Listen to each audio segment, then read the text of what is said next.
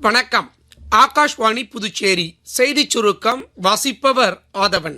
குடியரசுத் தலைவர் திருமதி திரௌபதி முர்மு நேற்று போட்ஸ்வானா நாடாளுமன்றத்தில் உரையாற்றினார். அனைவரையும் உள்ளடக்கிய வளர்ச்சி மற்றும் நல்லாட்சிக்கு சிறந்த எடுத்துக்காட்டாக திகழும் போட்ஸ்வானாவின் ஆக்கத்திறன் மேம்பாட்டு பணிகளுக்கு உதவுவதில் இந்தியா பெருமிதம் அடைவதாக அவர் தெரிவித்தார். பிரதமர் திரு நரேந்திர மோடி நேற்று பூட்டானில் இருந்து திரும்பியவுடன் புதுடெல்லி லோக் நாயக் ஜெயபிரகாஷ் மருத்துவமனைக்கு நேரில் சென்று கார் குண்டுவெடிப்பில் காயமடைந்தவர்களை சந்தித்து ஆறுதல் கூறினார். தொடர்ந்து பாதுகாப்பு தொடர்பான மத்திய அமைச்சரவை குழுவின் கூட்டமும் பிரதமர் திரு நரேந்திர மோடி தலைமையில் புதுடெல்லியில் நேற்று மாலை நடைபெற்றது. மத்திய அமைச்சர் திரு அஸ்வினி வைஷ்ணவ் கார் குண்டுவெடிப்புக்கு மத்திய அமைச்சரவை கடும் கண்டனம் தெரிவித்ததாக கூறியுள்ளார்.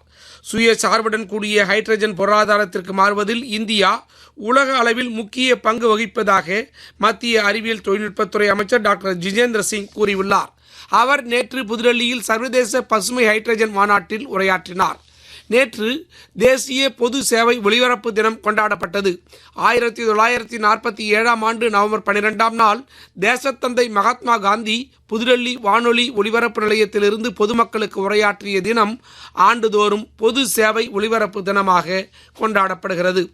கோர்க்காடு துணை மின் நிலையத்திலிருந்து செல்லும் தொழிற்பேட்டை மின்பாதையில் பராமரிப்பு பணிகள் மேற்கொள்ளப்பட இருப்பதால் இன்று காலை 10 மணியிலிருந்து மதியம் 2 மணி வரை கோர்க்காடு, உருவையாறு, மங்களம் மற்றும் ஆச்சாரியபுரம் உள்ளிட்ட பல பகுதிகளில் மின் விநியோகம் தடைபடும் என்று நிர்வாக செயற்பொறியாளர் திரு கிருஷ்ணசாமி தெரிவித்துள்ளார். இந்தியா தென்னாப்பிரிக்கா அணிகள் இடையிலான முதல் டெஸ்ட் கிரிக்கெட் போட்டி கொல்கத்தா ஈடன் கார்டன் மைதானத்தில் நாளை தொடங்குகிறது. இத்துடன் இந்த செய்திச் சுருக்கம் நிறைவு பெறுகிறது.